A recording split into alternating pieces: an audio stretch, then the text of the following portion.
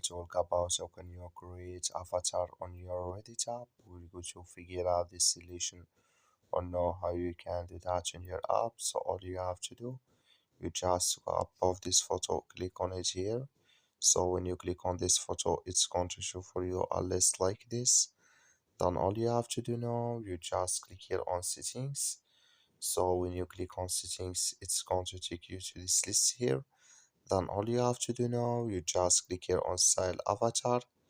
So then it's going to take you to this list here. Just switch into open video. So it's going to take a time to open. And you click here on edit here.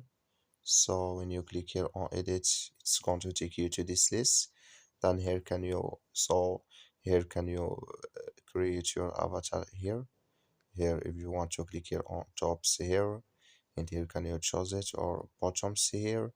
So and here and here face. So ace, and here can you create your avatar. So when you're down, you click here on save, then it's going to save with you. That's all you have to do. Thank you for watching. Don't forget to support us by liking, subscribe.